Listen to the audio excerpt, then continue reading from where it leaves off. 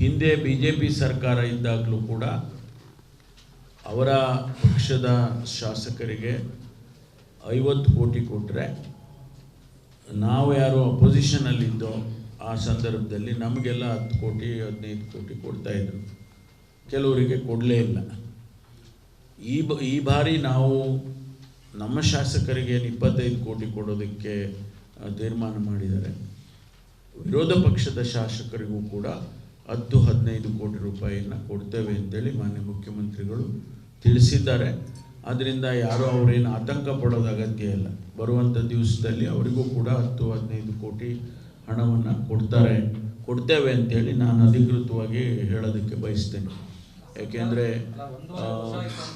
ಅಲ್ಲ, ಈಗ ಕೊಡ್ತಾ ಇರೋದು ನಮ್ಮವರಿಗೂ ಕೊಡ್ತಾ ಇರೋದು ಈಗಲೇ. ಆದ್ದರಿಂದ ಅವ್ರಿಗೆ ಆತಂಕ ಬೇಕಾಗಿಲ್ಲ. ಅದರ ಜವಾಬ್ದಾರಿ ನಾನು ರಾಜಣ್ಣ ಅವ್ರು ತಗೊಳ್ತೇವೆ. ಯಾಕೆಂದರೆ ಈಗಾಗಲೇ ನಿನ್ನೆ ಕೂಡ ನಾವು ಸಚಿವ ಸಂಪುಟದಲ್ಲಿ ಚರ್ಚೆ ಆಗುವಂಥ ಸಂದರ್ಭದಲ್ಲಿ ಈ ಮಾತು ಬಂದಿದೆ. ಹಾಗಾಗಿ ತೀರ್ಮಾನ ಮಾಡಿದ್ದೇವೆ 10 ಕೋಟಿ 15 ಕೋಟಿ. ಯಾಕೆಂದರೆ ಕಾಂಪ್ರಹೆನ್ಸಿವ್ ಡೆವಲಪ್ಮೆಂಟ್ ಆಗಬೇಕು.